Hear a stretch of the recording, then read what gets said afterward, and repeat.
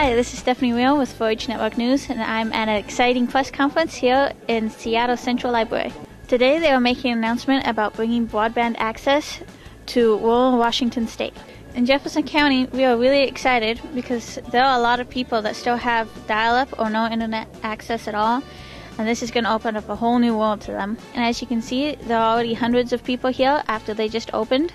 Many of them are using internet access and take this for granted and don't realize that a lot of people in the rural areas don't have this service. Welcome to the Seattle Public Library. My name is Susan Hildreth and I'm the city librarian. So I am happy to welcome U.S. Secretary of Commerce Gary Locke. It's really great to be back home and to see a lot of familiar faces. Also want to acknowledge Roger Zweed, who's the director of the Washington State Department of Commerce, and doing a great job helping companies sell their products and services, not just within the state of Washington, but around the world. And it's also a great pleasure to be here with some great friends and colleagues of mine, Congressman Jay Inslee, Congressman Brian Baird. We're really sad that you're retiring from the United States Congress. You've done a terrific job there.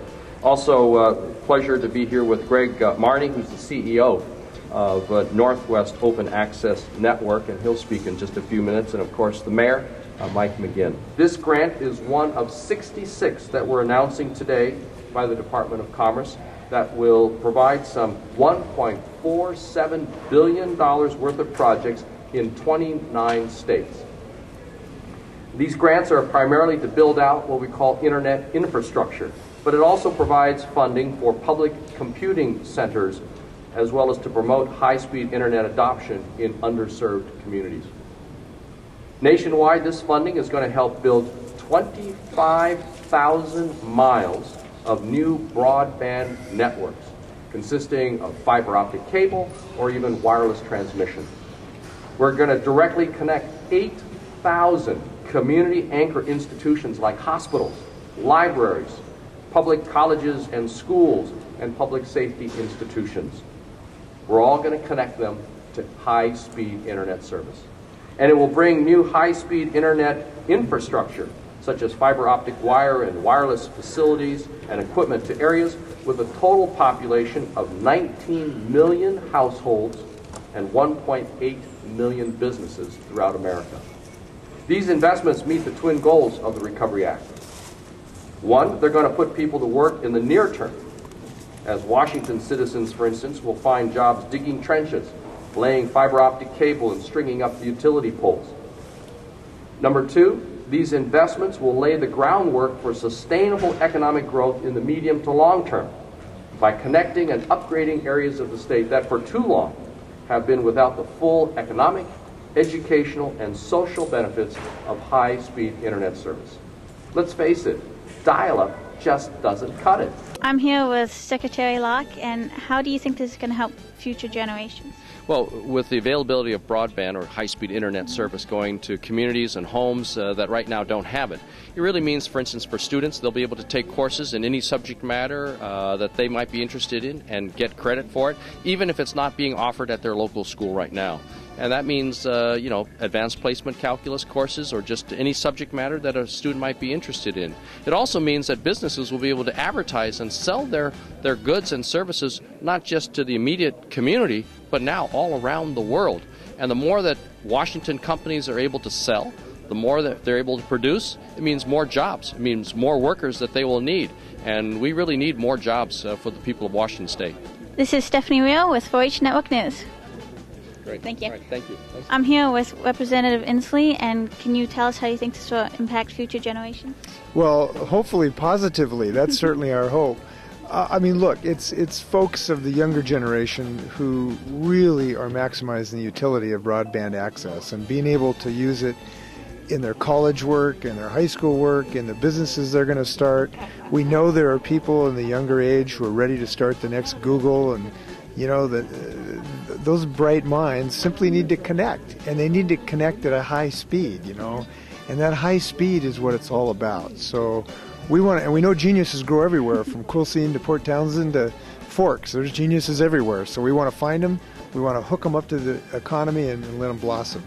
We were the group that put together the advisory committee for the governor on how to select broadband projects from the state to recommend to the U.S. Department of Commerce to receive awards from the Recovery Act.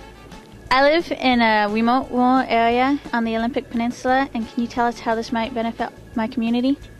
Absolutely. I think one of the key focuses for the Broadband Recovery Act money is getting more broadband deployed to unserved and underserved areas, and I think rural areas are certainly one of the key parts of that we're focusing on. What part of this is most exciting for you? Well, to me, we have a lot of traditional notions of infrastructure in government, whether that's roads and highways or sewer systems or electricity, and those are all critical pieces.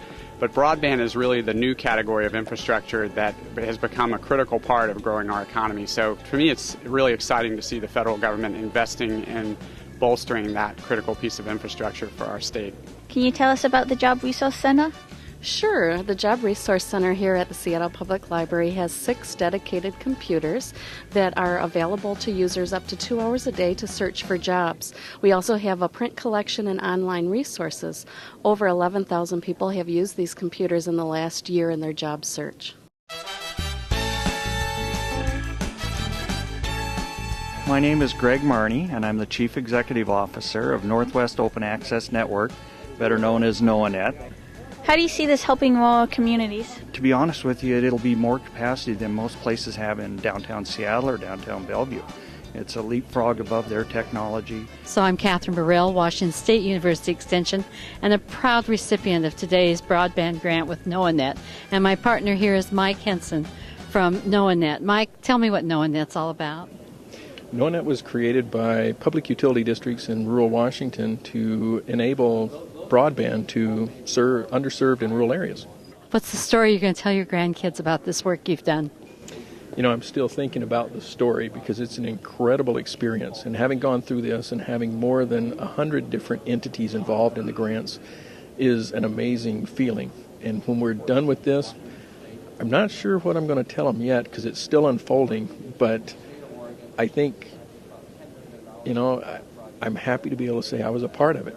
I had a company that was created with a unique purpose. It was a company that had a board of directors composed by the public utilities that gave us the freedom to pursue this and believed in taking the chance to change the future. And I think probably that's mostly what I'll tell them.